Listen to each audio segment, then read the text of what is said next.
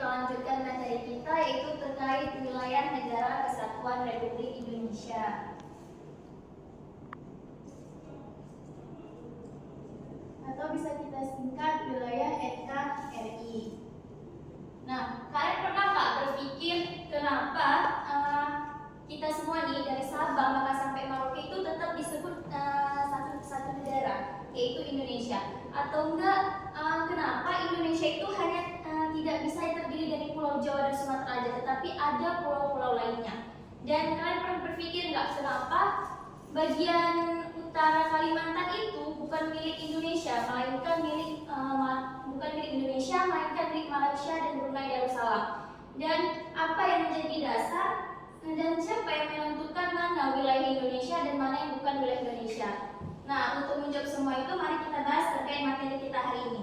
Jadi, apa sih Bu definisi dari wilayah NKRI itu? Jadi, menurut pasal 1 ayat 1 Undang-Undang Nomor 43 Tahun 2008 tentang wilayah negara, yang dimaksud dengan negara itu adalah salah satu unsur yang merupakan satu kesatuan negara, satu kesatuan wilayah daratan, perairan pedalaman, ada juga perairan kepulauan dan laut teritorial beserta dasar laut dan tanah yang ada di bawahnya, serta ruang udara di atasnya, termasuk seluruh sumber kekayaan yang terkandung di dalamnya.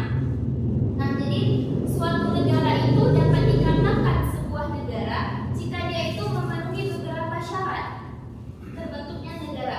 Nah, menurut Konvensi Montevideo pada tahun 1933, syarat tersebut ada yang bersifat mutlak atau konstitutif dan ada yang bersifat ada unsur tambahan atau syarat deklaratif. Nah, mari kita bahas satu-satu kedua syarat tersebut.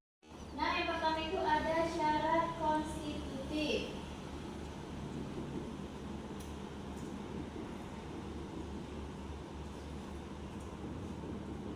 Nah, jadi syarat ini tuh merupakan syarat bahwa suatu negara itu merupakan syarat negara itu mutlak dan harus ada. Jadi sesuai kenyataannya atau faktanya, negara itu harus memiliki yang pertama adanya wilayah, yang kedua adanya rakyat, dan yang ketiga adanya pemerintahan yang berdaulat.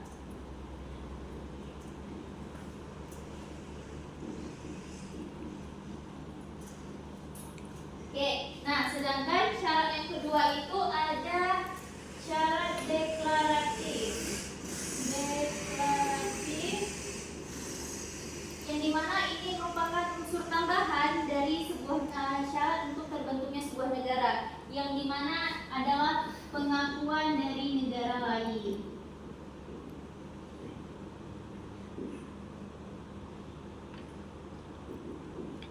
Oke, nah sekarang kita bahas satu-satu, yaitu yang pertama ada wilayah. Apa sih wilayah itu? Jadi wilayah itu merupakan tempat tertentu dan memiliki batas-batas tertentu pula, yang dimana kekuasaan negara mencakup ada wilayah darat, wilayah laut, dan wilayah udara.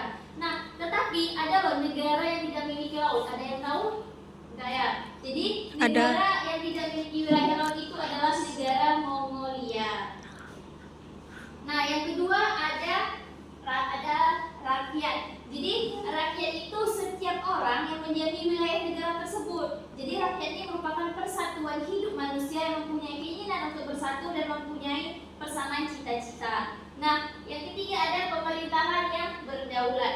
Jadi setiap negara itu memiliki pemerintahan berdaulat dengan lembaga-lembaga serta dengan segala identitas negara yang membedakan dengan negara lainnya.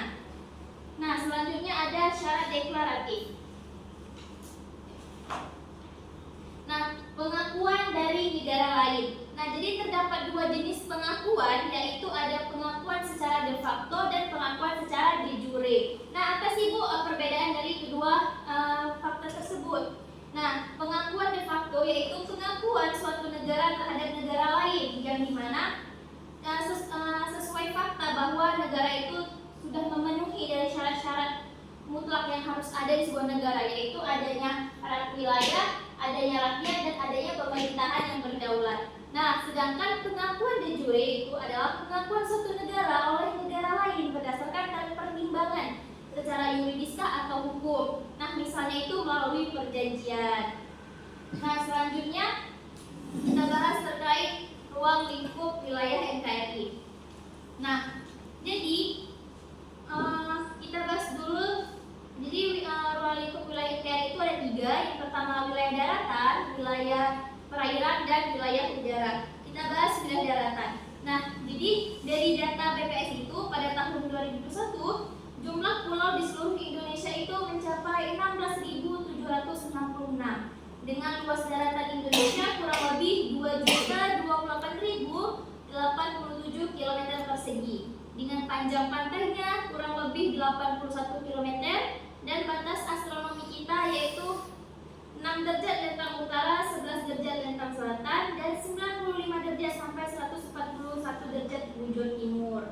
Nah, yang kedua kita masuk ke wilayah perairan. Nah, jadi wilayah perairan ini wilayah perairan negara itu meliputi ada perairan pedalaman, perairan kepulauan, ada juga laut teritorial, zona tambahan, zona ekonomi eksklusif, dan landasan kontinen.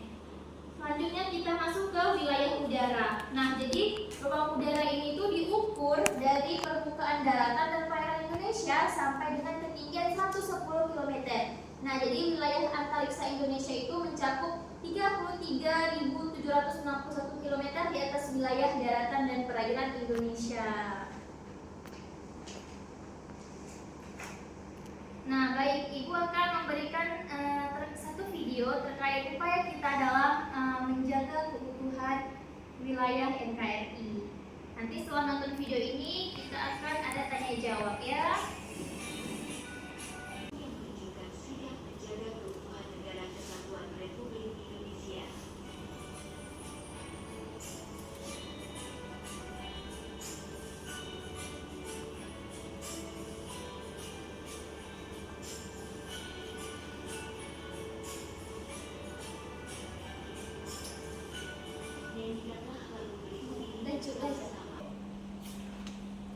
Nah, jadi dari video yang kita tonton tadi, Ibu ingin bertanya, jadi apa aja contoh upaya yang dapat kita lakukan untuk menjaga keutuhan NKRI? Siapa yang mau jawab? Iya, Eri, silakan. Apa aja upayanya? Upaya untuk menjaga keutuhan wilayah NKRI ini itu ada 4 nih. Yang pertama ada pengamatan nilai-nilai Pancasila dan Bhinneka Tunggal Ika. Yang kedua, menumbuhkan sikap toleransi. Yang ketiga, menjaga persatuan dan persatuan melalui kegiatan gotong royong. Yang keempat, serta taat hukum dan membayar pajak. Itu semua, Bu. Baik, bagus, terima kasih. Jadi itu ya anak-anak upaya yang harus kita upaya untuk menjaga wilayah NKRI.